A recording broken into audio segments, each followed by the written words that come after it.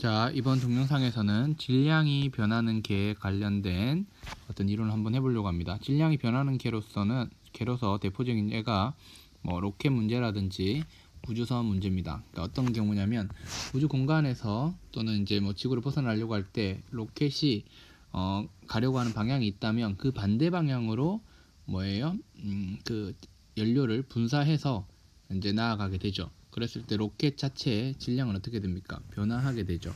이런 경우를 한번 다뤄보려고 합니다. 자, 질량이 처음에 m인 어떤 우주선 또는 로켓, 그냥 물체라고 봐도 되고요. 이런 물체가 어떤 고정된 관측자가 봤을 때, 어떤 A라는 관측자가 봤을 때 오른쪽 방향으로 V의 속도로 가는 거예요. 오른쪽을 플러스로 하겠습니다. 그럼 이 V 자체는 속력이고 플러스로 이제 방향을 표시해 주었죠. 근데 이제 얘가 어떻게 되는 거냐면 이 m인 질량이 연료를 내보낼 거예요. 그러면 이 오른쪽 이 우주선 자체는 질량이 변하게 되겠죠.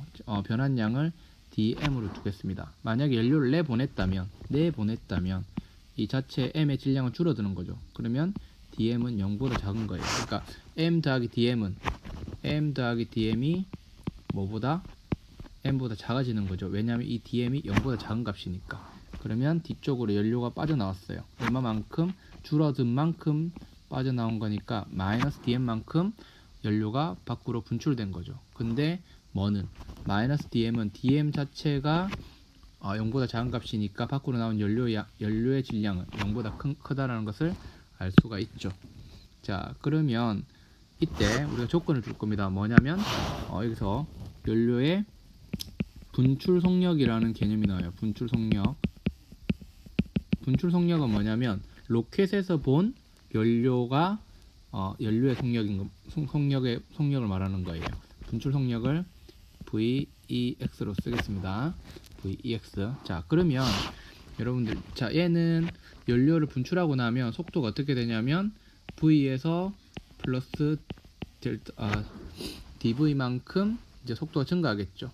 자, 근데 만약에 로켓에서 봤을 때 연료를 VEX로 왼쪽 방향으로 이제 마이너스 VX만큼 이렇게 해주면 바깥에 있는 A 관측자가 보면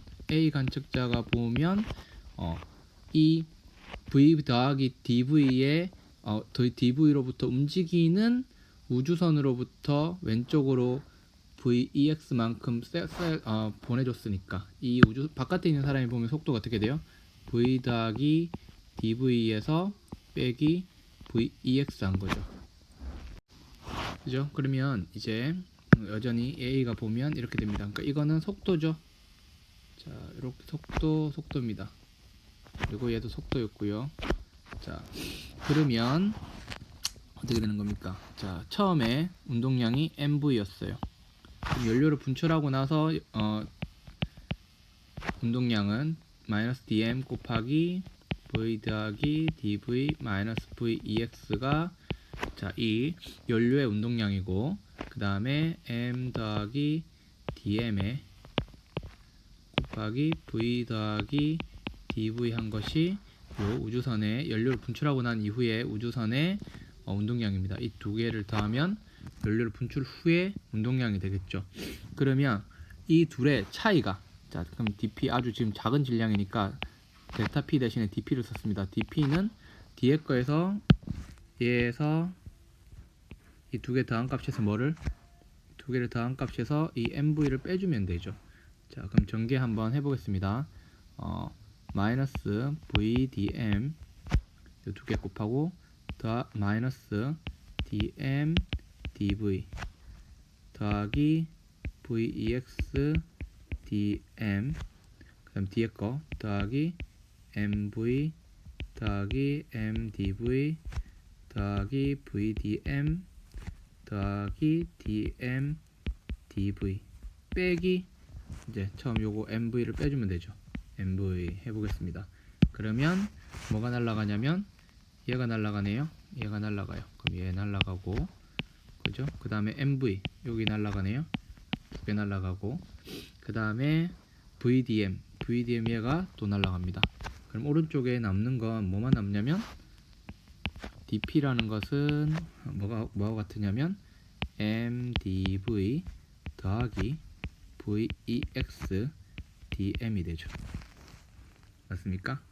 자, 근데 자, dt 양변을 이제 시간에 대해서 미분을 해보면 어떻게 되냐면 dt dp 이꼬르 m의 dt dv 더하기 vex의 dt dm이 되죠.